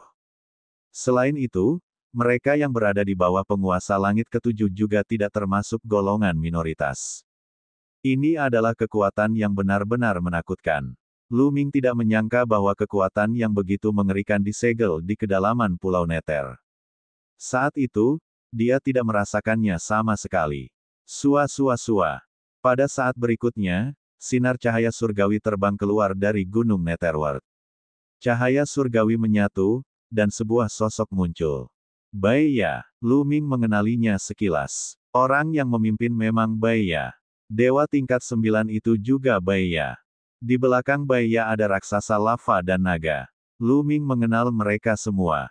Ketika pertama kali memasuki Pulau Netherworld, mereka adalah penjaga level setelah dia melewati beberapa level. Dulu, kultivasi raksasa magma dan manusia ular berada di bawah alam dewa. Namun, sekarang, mereka telah mencapai tahap ke-8 alam dewa raja. Lu Ming. Baiya melihat Lu Ming sekilas dan sangat gembira. Kemudian, pandangan mereka tertuju pada Lan Sang. Kuasai Lan. Baiya, manusia ular, dan yang lainnya sangat gembira. Mereka segera menangkupkan tinju mereka ke arah Lan Sang. Baiya, setelah bertahun-tahun, akhirnya kita bertemu. Lan Sang juga penuh dengan senyuman. Baiya. Lu Ming juga berjalan mendekat untuk menyambutnya. Tuan muda, apakah Anda berhasil? Baiya bertanya penuh harap. Saya berhasil. Lu Ming mengangguk. Senyum di wajah Baiya dan yang lainnya semakin lebar. Mereka sudah lama menantikan hari ini. Sekarang setelah mendengar bahwa mereka telah berhasil, mereka tidak dapat menyembunyikan kegembiraan mereka. Mereka baru tenang setelah waktu yang lama. Tuan muda, Anda layak menjadi pewaris pangeran. Baru beberapa tahun, tetapi kultivasi Anda telah mencapai puncak alam Raja Surgawi. Ini di luar dugaan kami. Gigi putih mendesah. Jangan bicara soal kultivasiku. Ada apa dengan kultivasimu? Saat pertama kali aku melihatmu, kamu tidak memiliki kultivasi seperti ini. Lu Ming bertanya dengan rasa ingin tahu. Tuan muda, AS yang Anda lihat saat itu bukanlah tubuh asli kami. Mereka hanyalah klon yang dibentuk oleh seberkas kekuatan surgawi kami. Tubuh asli kami disegel di kedalaman Pulau Yellow Springs dan tidak bisa keluar sama sekali. Gigi putih dijelaskan. Haha, Baiya adalah salah satu dari 3 jenderal besar di bawah Jing Yu saat itu. Dia memiliki kultivasi dewa surgawi tingkat ke-9. Lan Sang berkata sambil tersenyum. Lu Ming mengangguk. Tidak heran Baiya memiliki kultivasi seperti itu. Terlebih lagi, tingkat kultivasinya terlalu rendah saat itu. Dibandingkan dengan Baiya dan yang lainnya, itu seperti perbedaan antara langit dan bumi. Oleh karena itu, dia merasa bahwa raksasa magma dan manusia ular, yang hanya merupakan pembudidaya formasi jiwa dengan sedikit kekuatan surgawi, adalah nyata. Dia tidak dapat mengatakannya sama sekali. Tuan muda, Tuan Lan, apa yang terjadi saat itu? Siapa yang menjebak pangeran? Gigi putih bertanya. Lan Sang langsung menjelaskan masalah spesifiknya secara singkat. Ketika Baiya dan yang lainnya mendengar ini, mereka juga tercengang. Mereka tidak pernah menyangka bahwa dalang di balik semua ini adalah Kaisar Suci Kekosongan Besar. Selanjutnya, mungkin ada pertempuran terakhir yang saya perlukan bantuan Anda. Kata Lu Ming. Aku akan mati 10.000 kali. Gigi Putih dan yang lainnya memiliki tatapan penuh tekad di mata mereka. Lu Ming, ikutlah denganku. Ada sesuatu yang pangeran tinggalkan untukmu di Gunung Netherworld. Gigi Putih berlanjut. Ada sesuatu. Lu Ming penasaran. Kemudian, dia terbang ke kedalaman Gunung Netherworld bersama Baya. Sebuah bola bundar mengambang di sebuah gua batu. Bola itu seperti kelopak bunga yang tak terhitung jumlahnya yang ditumpuk satu di atas yang lain. Pada saat ini, Baya melambaikan tangannya, dan kelopak bunga pada bola itu terbuka, memperlihatkan setetes darah. Ya, itu setetes darah. Ketika pangeran terluka parah, dia tahu bahwa dia akan mati, jadi dia diam-diam menyegel sisa kekuatannya ke dalam setetes darah dan membiarkanku mengeluarkannya. Tetesan darah ini untukmu. Setelah kamu menggunakannya, kamu dapat mengaktifkan kekuatan yang ditinggalkan oleh pangeran dan membiarkanmu meledak dengan kekuatan besar. Namun, setetes darah ini hanya dapat digunakan sekali. Setelah itu, darah itu akan hilang sepenuhnya. Gigi Putih dijelaskan. Kekuatan terakhir Pangeran Jingyu. Mungkin, itu bisa digunakan untuk pertempuran terakhir. Lu Ming mendesah pelan lalu menyimpan bola bundar itu. Pada saat ini, dinasti suci yang agung terbagi menjadi dua kubu. Banyak sekali pembudidaya kuat berkumpul di ibu kota suci ilusi yang agung dan membentuk pasukan yang besar. Pangeran kedua juga mengumpulkan pasukan yang tak terhitung jumlahnya dan menuju ke ibu kota suci yang penuh ilusi. Pada saat yang sama, Lu Ming memimpin anak buahnya dan berangkat menuju ibu kota Dewa Ilusi yang agung. Di ibu kota surgawi yang agung dan penuh ilusi, sebuah kota kuno melayang di langit berbintang. Pada saat ini, seluruh ibu kota Dewa Ilusi besar itu sangat terang, bagaikan matahari. Hal ini dikarenakan banyaknya rune yang muncul di dinding ibu kota Dewa Ilusi yang besar. Rune-rune ini membentuk formasi besar yang menyelimuti ibu kota Dewa Ilusi yang besar. Di tembok kota ibu kota surgawi yang agung dan penuh ilusi, putra mahkota berdiri di atas dan memandang langit berbintang di kejauhan dengan ekspresi gelap. Di belakangnya ada prajurit raja, penasihat kekaisaran, kaisar semu dari ras pedang tulang, kaisar semu dari ras manusia naga, pemuda botak berjubah hitam, dan panglima tertinggi dari 13 pasukan penakluk barbar. Orang ini juga seorang kaisar semu, dan statusnya tidak lebih rendah dari prajurit raja. Sebanyak 6 kaisar semu berbaris dalam satu baris. Di belakang mereka ada beberapa ahli lainnya, seperti Raja Surgawi dari kediaman Raja Surgawi dan kepala keluarga dari keluarga bangsawan ibu kota suci yang sangat hampa, seperti kepala keluarga Lan. Orang-orang ini semuanya adalah orang-orang hebat dengan kekuatan yang mengejutkan. Tingkat kultivasi mereka di atas Dewa Surgawi tingkat ke-7. Mereka juga menatap langit berbintang. Di langit berbintang, ada kapal perang yang tak terhitung jumlahnya. Ini adalah pasukan pangeran yang kedua. Di sisi kanan pasukan, ada pasukan lain. Pasukan ini milik Lu Ming. Dia membawa serta semua ahli di bawahnya. Selain itu, para ahli dari kediaman 1000 Raja Surgawi juga bergabung dengan Lu Ming. Dengan itu, Lu Ming dan Raja Surgawi yang berusia 1000 orang suci memiliki 5 kaisar semu. Tentu saja, Raja Iblis Abadi bukanlah seorang kaisar semu biasa. Namun, ketika Raja Surgawi tua dari 1000 orang suci pertama kali melihat Raja Iblis yang tidak pernah mati dan yang lainnya, dia benar-benar terkejut. Setelah penjelasan Lu Ming, dia akhirnya mengerti. Namun, dia juga sangat terkejut. Lu Ming sebenarnya berhasil menaklukkan seorang kultivator kuat dari Kekaisaran Iblis Suci. Dia mengerti bahwa dia masih meremehkan Lu Ming. Jinglin, kau membunuh kaisar dan ayahmu, merebut tahta. Langit tidak akan menoleransi ini. Hari ini adalah hari kematianmu. Pangeran kedua berdiri paling depan, dan suaranya menjangkau jutaan mil ke dalam kekosongan luas ibu kota suci. Agar suara dapat menjangkau sejauh itu, hanya eksistensi dewa tingkat ke-7 yang dapat melakukannya. Dewa biasa tidak dapat melakukannya. Ayah menjebak saudara Jingyu. Caranya terlalu hina. Terlebih lagi, dia sudah gila sebelumnya dan ingin menyingkirkan semua klan besar. Aku tidak punya pilihan selain mengikuti keinginan rakyat. Sekarang setelah ayah kekaisaran meninggal, aku, sebagai putra mahkota, harus mewarisi tahta sebagai kaisar bijak yang baru. Kakak kedua, kau mengirim orang untuk menyerangku. Kau telah melakukan pengkhianatan.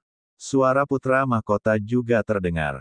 Meskipun semua orang tahu apa yang mereka lakukan, mereka tetap harus menjelaskan moral mereka. Itu berarti mereka tidak salah.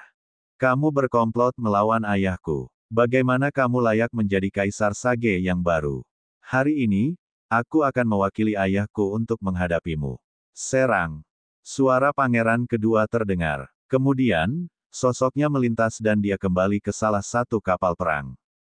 Kaisar Naga Abadi Chapter 3539 Bahasa Indonesia. Bab 3539, Menyerang Ibu Kota Suci Ilusi Besar. Ledakan, ledakan, ledakan. Banyak kapal perang besar mulai bergerak, memancarkan cahaya terang. Rune yang tak terhitung jumlahnya muncul di kapal-kapal itu. Kemudian, sinar cahaya besar melesat ke arah ibu kota Dewa Ilusi yang agung. Sinar cahaya ini sangat kuat. Masing-masing sinar dapat menghancurkan sebuah planet. Dalam sekejap, sedikitnya 1000 sinar cahaya melesat menuju ibu kota suci yang hampa dan luas. Pada saat yang sama, kapal perang Luming juga mulai bergerak dan menembakkan sinar cahaya ke ibu kota Dewa Ilusi yang agung. Ledakan, ledakan, ledakan. Lebih dari 1000 sinar cahaya yang mengerikan menghantam perisai cahaya di luar ibu kota surgawi Ilusi yang agung, menyebabkannya bergetar hebat. Namun, ini terbentuk oleh formasi ibu kota Dewa Ilusi Besar. Ibu kota Dewa Ilusi Besar telah ada selama bertahun-tahun dan terus menyempurnakan formasi. Kekuatan formasi pertahanan juga telah mencapai tingkat yang sangat mengejutkan. Sinar cahaya ini dapat menghancurkan ribuan planet dalam sekejap, namun tidak dapat menghancurkan jajaran ibu kota suci yang sangat luas. Terus serang. Pangeran kedua terus memberi perintah. Kapal perang terus menyerang. Sinar cahaya yang mengerikan terus-menerus membombardir kekosongan besar ibu kota suci. Penghalang cahaya di luar ibu kota surgawi Ilusi Agung bergetar terus-menerus, menghalangi semua sinar cahaya. Akan tetapi, meskipun perisai cahaya menghalangi semua sinar cahaya, kecerahannya juga perlahan meredup. Meskipun prosesnya lambat, namun kenyataannya semakin gelap. Jika hal ini terus berlanjut, hanya masalah waktu sebelum formasi pertahanan ibu kota Dewa Ilusi Besar itu hancur. Di dalam kapal perang di tengah-tengah pasukan Luming, Lan Sang, beruang raksasa, Raja Iblis yang tak pernah mati, Baya, dan yang lainnya semua menatap layar kristal di depan kapal perang dengan ekspresi dingin. Begitu saja, pemboman itu berlanjut selama sehari penuh. Senior Kong, apakah masih belum ada kabar? Luming bertanya pada Kong Qikue yang berdiri di sampingnya. Kali ini, Kong Qikue membawa sekelompok ahli dan bertemu dengan Luming. Mereka berencana untuk berpartisipasi dalam pertempuran terakhir. Pada saat yang sama, bawahannya telah mengambil tindakan dan mulai menyelamatkan orang tua Luming. Selama mereka berhasil, dia akan menerima berita itu. Belum, mereka sudah mulai. Kali ini, pangeran kedua telah membawa hampir semua ahlinya bersamanya. Tidak akan ada masalah, kata Kong Qikue. Luming mengangguk dan menunggu dengan sabar. Pengeboman terus berlanjut, dan cahaya formasi pertahanan ibu kota Dewa Ilusi Besar itu menjadi semakin redup. Dalam sekejap mata, 3 hari telah berlalu. Pada titik ini, cahaya formasi pertahanan ibu kota Dewa Ilusi Besar sudah sangat redup. Tidak peduli seberapa kuat formasi itu, di bawah serangan terus-menerus seperti itu, kekuatannya juga akan perlahan-lahan terkuras. Namun, dengan begitu banyak kapal perang yang membombardirnya, konsumsi energinya juga sangat mengejutkan. Setelah beberapa hari, kristal surgawi di kedua sisi pangeran kedua dan Luming hampir habis. Serang dan hancurkan formasi mereka. Suara pangeran kedua terdengar. Kemudian, kerumunan orang terbang keluar dari kapal perang. Pangeran kedua secara pribadi memimpin bawahannya yang kuat dan menyerbu menuju ibu kota Dewa Ilusi yang agung. Ayo kita bergerak, kata Luming. Dia juga membawa Raja Iblis yang tak pernah mati dan yang lainnya keluar dari kapal perang dan terbang menuju ibu kota suci yang hampa dan luas. Menyerang. Saat suara pangeran kedua terdengar, serangan yang tak terhitung jumlahnya dilancarkan ke arah ibu kota Dewa Ilusi yang agung. Di antara mereka, serangan dari seorang kaisar semu sangat dahsyat dan sangat besar. Serangan itu menyelimuti seluruh sekte suci kekosongan besar dan tampaknya ingin meledakkannya. Tentu saja, di pihak Lu Ming, ia hanya membiarkan beruang raksasa dan Raja Surgawi tua dari 1000 orang suci menyerang. Raja Iblis yang tidak pernah mati, 2 kaisar semu dari dinasti Iblis Suci, dan tokoh-tokoh kuat lainnya tidak menyerang. Saat ini belum waktunya bagi mereka untuk bergerak. Mereka harus menyembunyikan kekuatan mereka terlebih dahulu. Dengan begitu banyak ahli yang menyerang, formasi pertahanan ibu kota Dewa Ilusi besar mulai bergetar lebih hebat lagi. Bersiaplah. Begitu formasi itu hancur, kita akan menyerbu dan membunuh semua pemberontak. Di tengah kehampaan ibu kota suci, suara sang putra mahkota bergema di seluruh tempat. Formasi pertahanan ibu kota Dewa Ilusi besar sudah hampir hancur. Oleh karena itu, dengan begitu banyak tokoh kuat yang menyerang, formasi pertahanan ibu kota Dewa Ilusi besar bahkan lebih rentan. Hanya butuh beberapa saat, kaca-kaca, retakan muncul pada formasi pertahanan. Kemudian, semakin banyak retakan muncul, menutupi seluruh formasi pertahanan. Bersiap, putra mahkota meraung. Wah, pada saat berikutnya, formasi pertahanan meledak, berubah menjadi energi dan menghilang. Membunuh. Begitu formasi pertahanan itu hancur, pasukan putra mahkota menyerbu dan bertabrakan dengan pasukan pangeran kedua dan Lu Ming. Pertempuran sengit pun dimulai. Raja melawan raja, prajurit melawan prajurit. Para kaisar semu dari kedua belah pihak bertarung dengan sengit. Putra mahkota memiliki 6 kaisar semu. Di sisi lain, hanya ada 5 kaisar semu di pihak pangeran kedua. Namun, dengan tambahan Raja Surgawi Suci 1000 dan beruang raksasa, pihak Lu Ming memiliki 1 lagi kaisar semu dan mereka berada di atas angin. Para dewa tingkat 9 dan dewa tingkat 8 di bawah kaisar semu juga terlibat dalam pertempuran sengit. Dengan begitu banyak ahli yang bertarung, pemandangannya sangat mengerikan. Badai Ki yang dipicu tampaknya mampu menghancurkan Sungai Bintang. Saat badai mengamuk, bintang-bintang di sekitar ibu kota surgawi ilusi agung itu meledak satu persatu. Akan tetapi, makhluk hidup di planet-planet tersebut telah dipindahkan ke ibu kota Dewa Ilusi yang agung, sehingga tidak terlalu banyak korban. Lu Ming, kami punya berita. Orang tuamu telah diselamatkan dan dipindahkan ke tempat yang aman. Pada saat ini, Kong Qikue mengirimkan transmisi suara ke Lu Ming. Kami telah menyelamatkannya. Mata Lu Ming berbinar. Jangan khawatir, tidak akan ada masalah. Kata Kong Qikue. Baiklah, terima kasih. Lu Ming menarik napas dalam-dalam lalu tiba-tiba berteriak, mundur. Saat suara Lu Ming terdengar, orang-orang yang dipimpinnya mundur perlahan. Mereka berhenti menyerang dan mengambil posisi bertahan.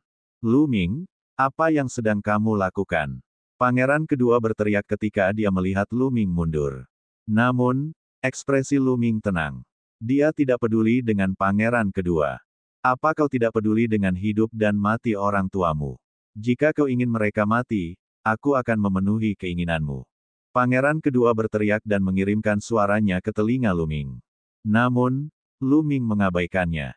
Dia memimpin orang-orangnya untuk mundur dan meninggalkan medan perang. Melihat hal ini, putra mahkota sangat gembira dan mengirimkan perintah, jangan pedulikan Lu Ming dan yang lainnya. Para bawahan putra mahkota tidak lagi mengejar Lu Ming dan yang lainnya. Sebaliknya, mereka mengincar pangeran kedua. Awalnya, dengan bergabungnya Lu Ming dan yang lainnya, putra mahkota sudah dalam posisi yang kurang menguntungkan. Namun, dengan kepergian Lu Ming, kekuatan sang putra mahkota meningkat.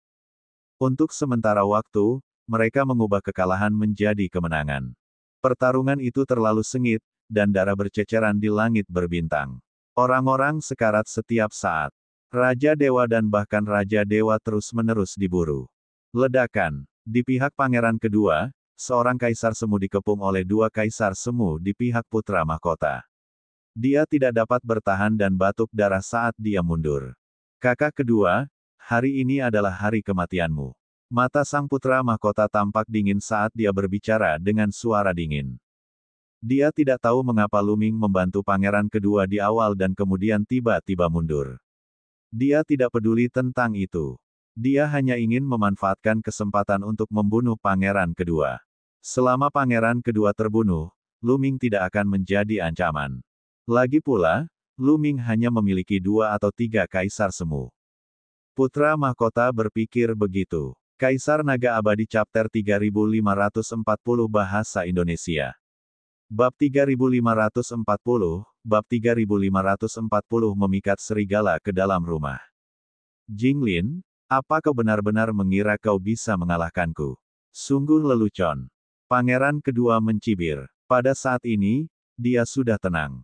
Dengan ekspresi ganas di wajahnya, jimat giok transmisi suara muncul di tangannya dan dia mengirim pesan. Pada saat berikutnya, di arah utara ibu kota Dewa Ilusi yang agung, cahaya terang bersinar. Kehampaan itu terus berguncang, seperti riak-riak di air. Lalu, sosok-sosok muncul satu demi satu. Dewa-dewi. Mereka semua adalah dewa-dewi. Ini karena mereka telah diteleportasi dari jarak jauh. Hanya dewa-dewi yang bisa melakukan ini. Dan EBSP, jumlah mereka bertambah hingga mencapai jumlah yang mencengangkan, yakni 5.000. 5.000 Tuan Dewa merupakan kekuatan yang menakutkan. Misalnya, 9 Raja Surgawi Absolut hanya memiliki 100 dewa tertinggi. Tentu saja, 9 rumah Raja Surgawi Absolut adalah yang terlemah di antara 27 rumah Raja Surgawi. Kerajaan Raja Surgawi yang paling kuat memiliki lebih dari 1.000 dewa-dewa. Setidaknya ada puluhan ribu dewa tertinggi di seluruh dinasti suci yang hampa. Namun, ke-5.000 dewa tertinggi ini memiliki aura yang menakjubkan. Setiap dari mereka adalah ahli, dan yang memimpin mereka memiliki aura yang mengguncang dunia. Mereka semua berada di alam Kaisar Semu. Kaisar Suci Tianyi. Putra mahkota berteriak kaget. Orang-orang ini semuanya adalah ahli dari dinasti Suci Tianyi. Bahkan Kaisar Suci Tianyi pun datang secara pribadi. Haha, sungguh meriah. Kalau begitu, mari kita ikut bersenang-senang. Kaisar Suci Tianyi tertawa terbahak-bahak. Ia memimpin para ahlinya dan bergegas menuju putra mahkota. Ia dan pangeran kedua membentuk lingkaran dan ingin mengepung putra mahkota. Putra mahkota terkejut. Jing Yuan, teriaknya, kau benar-benar telah bergabung dengan dinasti Suci Tianyi. Jing Yuan adalah nama pangeran kedua. Apa maksudmu dengan menyerah? Kami hanya bekerja sama. Kaisar Suci Tianyi, cepatlah dan bunuh Jinglin. Aku akan memenuhi semua janjiku padamu. Kata pangeran kedua, jangan bicara padaku dengan nada seperti itu. Kaisar Suci Tianyi melirik pangeran kedua dengan tidak senang dan kemudian memimpin anak buahnya untuk menyerang putra mahkota. Kaisar Suci Tianyi, apapun yang dijanjikan Jing Yuan kepadamu, aku bisa melipat gandakannya. Putra mahkota meraung, wajahnya sangat jelek. Dia tidak menyangka bahwa pangeran kedua benar-benar telah berhubungan dengan Kaisar Suci Tianyi. Sekarang, dia dalam bahaya. Kaisar Suci Tianyi membawa banyak ahli bersamanya. Setidaknya ada 6 atau 7 ahli alam semi-kaisar. Mereka terlalu kuat. Selain anak buah pangeran kedua, mereka bukanlah orang yang bisa dilawannya. Maaf, tapi saya orang yang menepati janji. Karena saya sudah bekerja sama dengan Jing Yuan terlebih dahulu, saya tidak akan menarik kembali janji saya. Bunuh. Kaisar Suci Tianyi mencibir lalu memimpin anak buahnya menyerang dari belakang putra mahkota. Petik 1. Seketika, teriakan kesakitan terdengar. Sisi putra mahkota dikepung dan diserang. Formasinya kacau balau, dan banyak ahli tewas seketika. Membunuh. Pangeran kedua meraung dan mengambil kesempatan untuk mengepung mereka. Pada saat yang sama, para kaisar semu dari kedua belah pihak juga terlibat dalam pertempuran sengit. Akan tetapi, pihak putra mahkota berada dalam posisi yang sangat tidak menguntungkan. Ia sama sekali bukan tandingan mereka. Ini karena hampir selalu terjadi 2 lawan 1, terutama Kaisar Suci Tianyi, yang setara dengan Kaisar Suci Taiksu. Dia sudah setengah langkah memasuki alam Kaisar Surgawi. Kaisar Suci Tianyi dan seorang kaisar semu lainnya menyerang seorang lelaki tua botak berjubah hitam. Lelaki tua botak berjubah hitam itu sama sekali bukan tandingannya. Ia hanya bisa bertahan dan tidak punya kekuatan untuk melawan. Aduh! Setelah menangkis beberapa gerakan, dia terkena pedang pertempuran Kaisar Suci Kekosongan Besar. Dia berteriak dan terpotong menjadi dua. Namun, dia belum mati. Dia mengendalikan tubuhnya yang hancur dan mundur dengan panik, mencoba melarikan diri. Formasi Pedang Tianyi. Kaisar Suci Tianyi berkata dengan dingin. Pedang-pedang tempur yang tak terhitung jumlahnya terbang keluar dari matanya, membentuk susunan pedang dan mengelilingi lelaki tua botak berjubah hitam di tengah. Kemudian, susunan pedang itu berguling dan lelaki tua botak berjubah hitam itu berubah menjadi abu sebelum dia sempat berteriak. Dia mati total. Ini adalah kaisar semu pertama yang terbunuh. Dengan cara ini, pihak putra mahkota hanya memiliki 5 kaisar semu yang tersisa, yang bahkan lebih sulit dikalahkan. Di kejauhan, Lu Ming dan yang lainnya juga terkejut. Pemandangan ini sungguh di luar dugaan mereka.